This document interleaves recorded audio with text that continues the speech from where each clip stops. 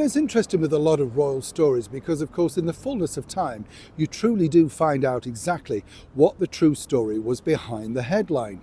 Now, a lot of people didn't realise when this particular headline took place. Everybody thought it was a cut and dry deal. The story was, of course, that Meghan Markle complained to the higher echelons, and then because she complained, certain individuals were removed from said job. You get the picture. What's interesting and what's developed now is this, according to a very well-placed source. In fact, it wasn't just Meghan behind this particular stance.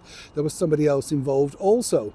Let me explain. Really nice to see you. Thank you so much. Yes, I'm talking to you. Look at this, beautiful Clarence House, beautiful daffodils in the very heart of London.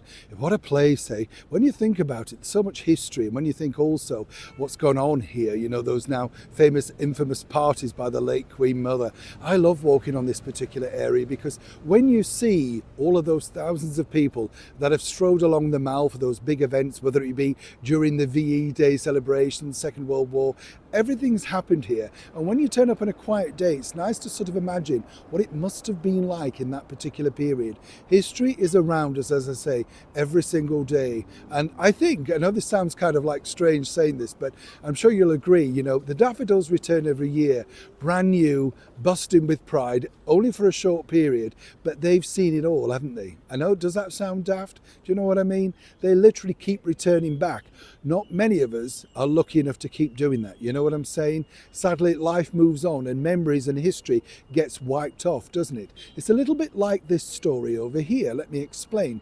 If you remember a couple of years back now, Meghan Markle, so it appeared, was so powerful she was able to wipe off that breakfast TV host from his job with ITV and Good Morning Britain. Fascinating when you think, because everybody said, wow, she put a call into the boss, Carolyn McCall, and suddenly, because he didn't believe some of her more outrageous claims in the Oprah Winfrey interview, well, that's it. He was wiped away.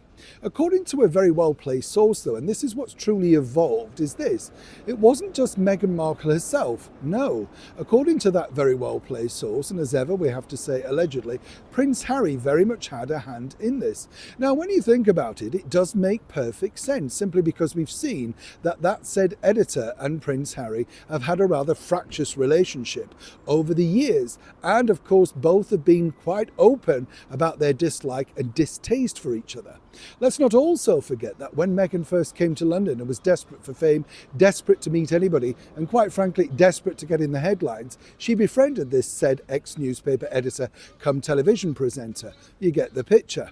But of course, this could really irk Prince Harry, and she was very urged early on in their relationship to drop all contact with him. And so the story goes. So the fitting opportunity to have him removed from his position when he openly spoke about his disinterest and disbelief in that particular story that she decided to come up with, whether you believe it or not, it's up to her. It's her truth, as Oprah said. Well, that really was at the rug of it all. And Prince Harry has openly said that he now wouldn't be happy, or he won't be happy, until he's been able to take this particular editor to task. Still battling on, of course, with his hacking claims. So either way, there's a balance of account here, isn't there? Because everybody cited that down to just being Meghan Markle. It appears they worked together on the removal of someone in a position of power. And for a short period, they won.